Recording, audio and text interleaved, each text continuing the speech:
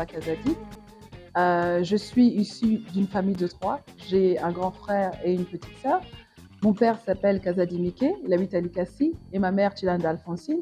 Nous habitons à Likassi. Nous sommes la quatrième génération de personnes qui habitent à Likassi.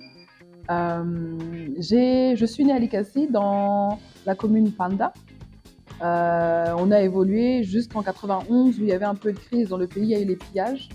Et mon père nous a fait le choix de nous envoyer en Europe pour aller étudier et aussi pour nous protéger un peu des différents soucis qu'il y avait ici chez nous. Donc je me suis retrouvée à Paris. J'étais née à l'époque de Mobutu, le Shabbat, j'étais zaïroise. On était nés, je me souviens de cette belle époque où le matin on chantait la zaïroise à l'école avant de tout commencer. Oui, c'était notre beau pays, mais Dieu merci, tout va bien quand même au pays. J'ai étudié à Paris, j'ai étudié en Espagne, dans une ville qui s'appelle Barcelone. C'est là-bas où j'ai appris à parler espagnol. C'est assez marrant parce que je parle beaucoup de langues étrangères, hormis le swahili, le français. Je parle aussi l'anglais et je parle l'espagnol. Et Lingala Nazomeka. Ma famille est issue d'une famille commerçante. Donc, dans un premier temps, j'ai intégré une école privée. C'était une école de commerce à Paris. Et j'ai étudié, mon premier diplôme, j'ai eu une licence en marketing. Ensuite, j'ai eu un master en commerce international.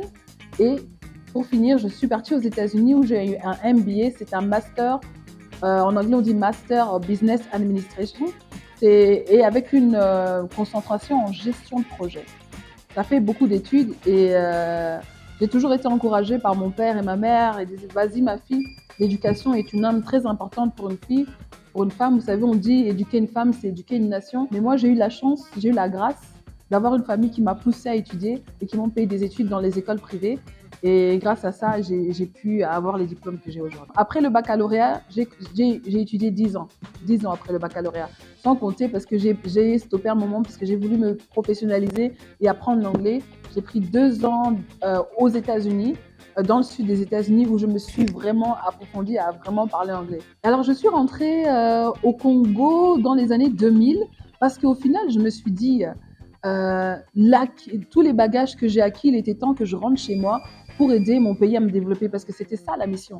La mission, c'était pas d'aller à l'étranger et puis le savoir-faire et les acquis qu'on a, de laisser ça exploiter ça là-bas. Non, non, non.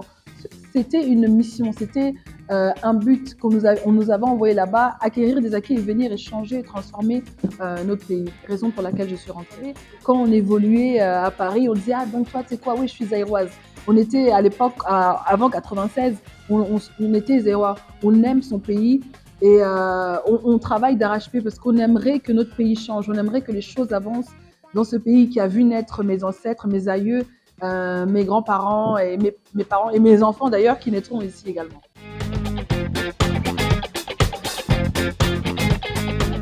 J'avais commencé ma fondation en 2014. La fondation Lorraine Nous Samba Kazadi qui était basée à Likassi.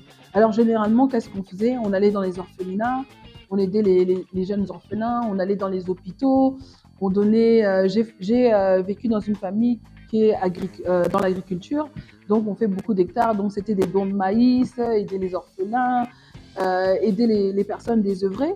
Et suite à ça, je me suis dit, Lorraine, il y a un problème, essaye de trouver la solution et de voir comment tu peux aider ces gens-là. Alors je me suis dit peut-être que ça serait une idée de postuler, raison pour laquelle j'ai postulé. Avant de postuler, moi, comme vous le saviez, j'ai vécu en Europe, à Paris, dans un premier temps, et puis aux États-Unis. Et là-bas, j'ai travaillé dans les finances. C'était moi qui étais en charge pour une compagnie qui s'appelle Air France. Ce sont les compagnies d'aviation. J'étais analyste chargée des revenus. J'ai travaillé aux États-Unis, j'ai travaillé en Espagne, j'ai travaillé en Chine, j'ai travaillé ici au Congo. J'étais même moi-même commissionnaire d'ailleurs. J'étais commissionnaire, j'ai travaillé au Congo, j'ai travaillé dans l'agriculture, j'ai travaillé dans les fermes parce qu'on a un champ, je fais 2000 hectares, on a travaillé dans ça aussi. J'ai eu plusieurs secteurs d'activité ici dans la province, hormis ma fondation. Parce qu'avant d'être député, pour moi, pour postuler, il faut avoir quand même les moyens pour pouvoir payer la campagne. Donc j'ai fait toutes ces sortes d'activités là qui m'ont permis de postuler. Mais mon activité favorite, c'est celle que je suis en train de faire parce que C'est comme si je rends l'ascenseur. La Bible nous dit qu'il y a plus de bien à donner qu'à recevoir et j'ai l'impression qu'en étant sur ce poste-ci, j'essaie de donner le meilleur de moi, d'aider la province du Haut-Katanga, d'aider mon pays. Je reviens un peu sur ce que je faisais aux États-Unis. J'étais chargée de revenus. C'était moi qui devais faire en sorte que l'argent, on avait un budget, on avait 1 milliard de dollars et chaque année, on devait faire 1 milliard de dollars pour la compagnie Air France dans les cargos. Et je vous dirais que chaque année, ça a été fait. Je m'occupais de la partie de l'Amérique latine comme je parle espagnol. Donc, j'avais comme charge de m'occuper du Brésil, non, pas le Brésil, il parlait portugais, mais on avait des équivalents qui parlaient espagnol. Donc, je faisais tous les petits d'Amérique latine, que ce soit la Colombie, il y avait le Bogota, Quito, Guayaquil, l'Argentine, le Chili. Donc, j'étais en charge de tous ces pays-là et en charge de la responsabilité de faire entrer de l'argent dans la compagnie pour tout ce qui était revenu. C'était une lourde tâche. On voyageait beaucoup, on travaillait beaucoup, mais la motivation ne manquait pas toujours. La campagne électorale à l'ICACI, les gens ils m'ont ouvert les bras, ils ont toujours été avec moi, ils m'ont assisté dans ma fondation, que ce soit dans le parti dans lequel j'ai postulé. Je suis issue de l'IDPS, j'ai été soutenue et ils n'ont pas vu la femme, ils ont vu la personne qui avait une mission et qui devait la mener à bout. Et ça, j'ai vraiment aimé postuler à l'ICACI. Ça m'a permis de redécouvrir ma ville. Ça m'a permis de redécouvrir la population de l'ICACI et vraiment de palper les réalités sur terrain. Parce que ce que j'ai aimé quand j'ai fait la campagne, c'est que j'ai vraiment palpé les réalités des différentes communes, des 4 communes de l'ICACI. Quand j'ai gagné les élections en tant que députée, le sens de la responsabilité et du devoir et de la mission que je devais faire. Je me suis dit, bon Lorraine, l'étape est passée, maintenant qu'est-ce que tu vas faire ? J'avais déjà tout un programme, un projet que je devais faire pour la population.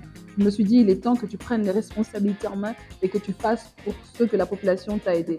Ça veut dire chaque semaine, chaque mois, je retourne à l'ICACI, je vois toujours la population, j'essaye de palper quelles sont les difficultés et comment je peux les aider. Il y avait un petit de 4 ans pendant la campagne, il m'a dit, j'ai 4 ans, je ne peux pas voter, mais quand j'aurai mon âge, je pourrai voter pour toi. Alors vous savez, je regarde les gens à travers les yeux et vous voyez l'espoir que vous suscitez, c'était vraiment beau pour moi. Alors je me suis dit, non, je ne peux pas décevoir, pas que l'ICACI, la province entière du Haut-Katanga et même le pays. On a envie d'aider notre pays à avancer. Pour moi, c'est un pays magnifique et il est hors de question qu'on reste comme ça. Après avoir été élue députée, j'ai été d'abord à l'Assemblée provinciale. J'étais la rapporteure de toutes les femmes à l'Assemblée provinciale. Ensuite, mes pairs m'ont élue secrétaire de l'Union sacrée des députés. J'avais aussi été élue trésorière de l'Union sacrée des députés, entre les députés. Et puis, le gouverneur de province, Jacques Yaboula Katoué, que je remercie pour la confiance qu'il m'a donnée, il m'a élevée au rang de ministre. Alors, le gouverneur de province a fait de même que notre président, Félix Antoine Tshisekedi. Il a su voir au-delà de la femme, il a su voir les capacités. Le gouverneur de province a su voir l'envie et la motivation de changer les choses. Le gouverneur de province, c'est quelqu'un qui a une écoute, qui nous accompagne et qui fait en sorte que nous-mêmes, on écoute ce que la population nous dit. Il nous dit, vous savez, il nous donne toujours ce conseil. Vous avez été élevé ici en tant que ministre, faites le travail pour lequel vous avez été fait. Et on nous met vraiment tout. On a vraiment toutes les opportunités, cette écoute. On a vraiment des équipes pour faire que les choses se passent très rapidement. Je dirais des défis qui sont en train d'être surmontés. Par exemple, je vais vous donner un exemple. Le prix du sac de farine, cette année, il est à 45 000 francs. L'année dernière, il était à 100 000 francs à cette époque-ci. Par exemple, si vous allez sur l'avenue Kiwele, l'avenue a été bougée pendant plus de 5 ans. Mais vous allez là-bas maintenant, la vie est faite. Et qu'est-ce qui se passe? Le gouverneur est en train de refaire aussi cette avenue-là. C'est-à-dire qu'il y a beaucoup de choses qui sont en train d'évoluer. Rome ne s'est pas construite en une journée. Petit à petit, l'oiseau fait son nid. Moi, quand je descends sur terrain, je suis concentrée. J'ai un but et mon but, c'est de changer mon pays. Alors oui, j'en fais des reproches. Et j'en ferai encore. Moi, je pense que la population, on doit se prendre en main. On doit aimer notre pays, avoir ce sens patriotique et se dire non, ce que je fais, c'est pas bien. C'est-à-dire que quand je suis sur terrain, je ne manque pas de faire des réflexions. Je prends les gens de côté, je leur dis, mais est-ce que vous faites, est-ce que vous pensez que c'est normal? Surtout dans le domaine du transport. Je vois souvent des gens qui montent dans les bus, ils prennent des gens assis et tout le long du bus, il y a des gens debout, donc je vais y aller. Je les préviens après prévenir. Mais il y a des sanctions qui vont être prises, on est en train de voir étudier, mais on se bat pour que la population puisse toujours avoir un transport un peu bas et qui ne souffre pas. Il y a beaucoup de travail à faire, mais on est là, on a la volonté de faire les choses. Quand je suis descendue à Kiwele, et qu'on a dégagé toutes ces trocs qui étaient là depuis plus d'une dizaine d'années, qui étaient comme ça, et que les gens vous voient, vous remercient pour moi, ça vaut tout, tous les trésors du monde. Je ne pense pas que ce sera moi qui va dire que j'ai fait quelque chose de grand. Je pense que c'est la population et les gens autour qui vont dire qu'ils voient un changement. Mais moi, de mon côté, j'essaye d'apporter ce changement chaque jour. Parce que si je viens, je me dis non, j'ai fait ce changement, c'est qu'on prend la grosse tête. Hein. On doit toujours être concentré pour que les tâches avancent, pour que les choses qui ne fonctionnent pas dans le pays avancent. Alors pour moi, je dirais non pas j'ai fait ce changement-là, je me dirais ok Lorraine, voilà la vision du chef de l'État, voilà la vision du gouverneur, ils vous ont élu pour faire ça et je ferai ce qui m'a été demandé. Mon ambition ici en tant que ministre de l'économie, ça serait de stabiliser le prix du maïs dans la province du Haut-Katanga. Mon ambition serait de réguler le transport. Mon ambition serait que tous les transporteurs soient recyclés afin que les accidents de la route qui n'ont pas raison d'être cessent. Mon ambition serait que la province du Haut-Katanga explose dans le terme du tourisme. Voilà les ambitions que j'ai. Mon ambition serait que dans le terme du commerce, au côté frontalier à Kasumbalé, que ces vélomanes puissent être régularisés et que ce soit des opérateurs économiques. Voilà les ambitions que j'ai. Sur le plan pragmatique, je pense que le président de la République, son Excellence Félix-Antoine Tshisekedi, a fait un très bon boulot en nommant notre ministre des Affaires étrangères. La femme joue une carte décisive dans la République démocratique du Congo. Après 30 ans, c'est maintenant que je vois que les choses commencent à changer, à évoluer. On en parle partout, on voit des sanctions qui commencent à tomber dans les différents pays de l'Union européenne. On voit que les choses commencent à bouger et changer. Et ça émane de la première ministre, de la ministre des Affaires étrangères. Tout ça parce que l'homme qui est Félix-Antoine Tshisekedi a fait le choix de faire confiance à la femme. La foi, pour moi, c'est l'un des éléments les plus importants, c'est mon élément moteur. La Bible nous dit que tout est possible à celui qui croit. Et à chaque fois que je vais sur terrain, j'ai la foi et la conviction que les choses seront bien faites parce que le matin, avant de sortir de chez moi, je demande toujours à Dieu d'être avec moi, de faire que les choses se passent bien dans le travail. Je suis totalement chrétienne. Ma vie, sans Dieu, ce ne serait pas possible. Il est primordial d'avoir une source. Et moi, ma source, je la tiens de l'Éternel. C'est lui qui me guide et qui me fortifie chaque jour.